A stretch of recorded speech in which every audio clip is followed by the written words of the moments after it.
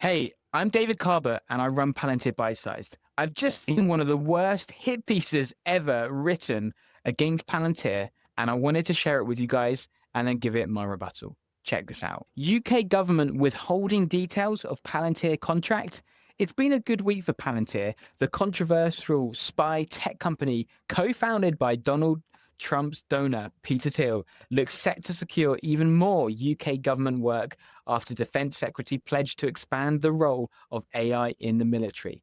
Palantir already holds a £330 million NHS data contract, but as Democracy for Sale revealed last week, most hospitals in England are not using the software, which many are complaining that it simply isn't up to scratch.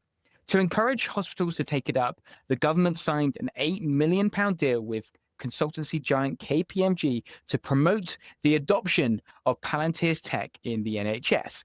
We wanted to know more about how this money is being spent.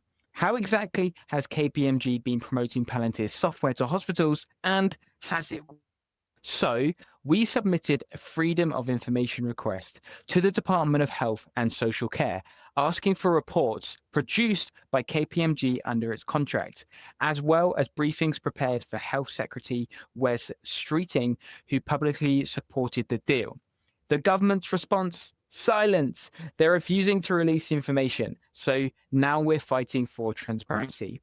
Sue Hawley, Executive Director of Spotlight on Corruption, told us the government's impulse to secrecy around public money and public contracts is deeply concerning. KPMG's contract raises a real question. If Palantir's software is so good, why does the government need to pay an extra £8 million of taxpayers' money to manage consultancy to encourage NHS hospitals to use it? She added. Labour MP Rachel Maskell, who previously sat on the House Select Committee, called the government to overhaul its procurement process before another disastrous contract is signed with Palantir. Here's what happened. We filed our Freedom of Information request in March. Under the law, public bodies must respond within 20 working days. But on the day that the response was due, DHSC said it needed an extra month to assess the public interest.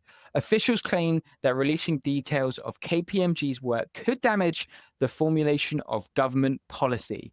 A month later, the department delayed its response again, citing the same reasoning. Now it's saying we can expect a response by mid-June. While Freedom of Information law allows deadline extensions, when public interest is involved, Democracy for Sale, the people who've written this article, has seen this provision repeatedly abused to delay legitimate disclosures. We're concerned the same thing is happening here.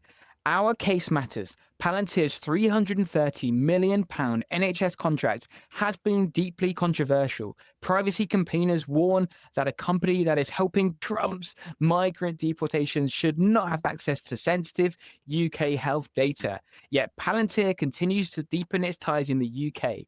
The recent Strategic Defence Review, which relied on Palantir's technology to sift through submissions, is expected to spark a wave of new AI investment, much of which will benefit firms like Palantir.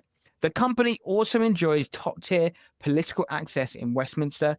Peter Mandelson's lobbying firm Global Counsel has advised Palantir, and the company has hired several former politicians, including ex-Tory Defence Minister Lee Doherty.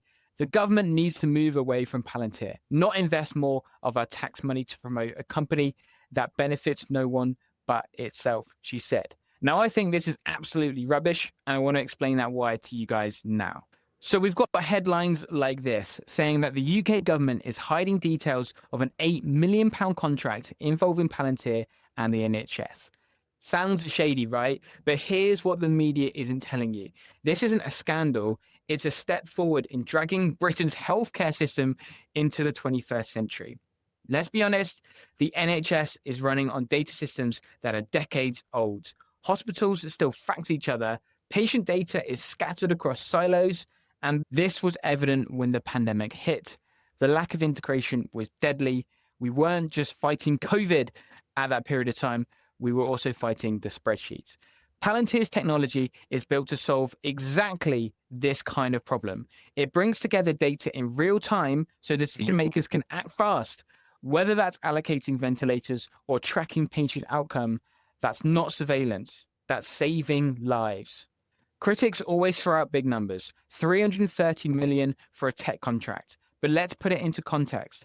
That's 0.03% of the NHS's annual budget for a system serving 67 million people.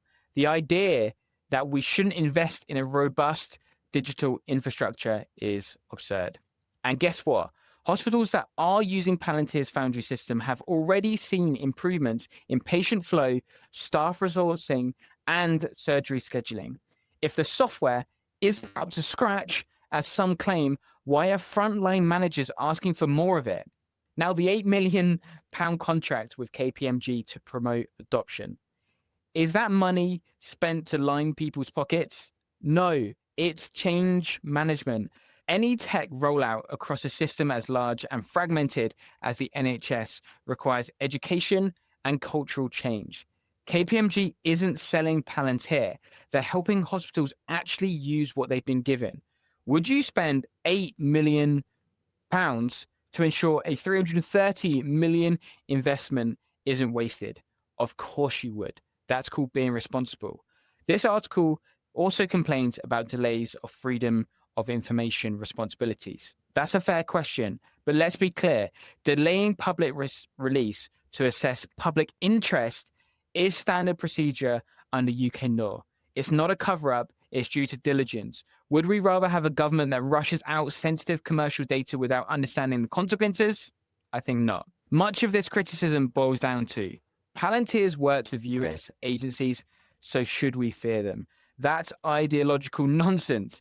Palantir also helped rescue Afghan allies, deliver COVID vaccines, and improve NHS procurement. It's a software company, not a policy maker. You can't blame the wrench of the plumber. Yes, Peter Thiel is a controversial figure. So is Elon Musk. So are most tech founders. But we're not hiring their politics, we're licensing their software. And in this case, the code works. The real question isn't why is Palantir here? It's why did it take so long for us to modernize in the first place? Britain's public services can't afford to be stuck in the past. If a company has the tools to fix it, whether it's Palantir or anyone else, we should be asking how fast can we get them through the door, not inventing reasons to keep them out. So next time you see headlines about secrecy and dirty tech, look deeper. Behind the outrage is a simple story. Better tools, better outcomes, better care. And that's worth fighting for. One last point. I've been running Palantir Bite-Sized for a number of years. It's mainly a passion project for me. I usually help businesses scale using YouTube. You may have noticed I'm using an AI avatar of myself recently. Well, if you're on this channel, you must love AI. So let's embrace it and let's see how long it takes until you can tell no difference between the AI avatar and myself. Thank you so much for your support on this channel. If you're not already, follow me on X. The link is below. Cheers.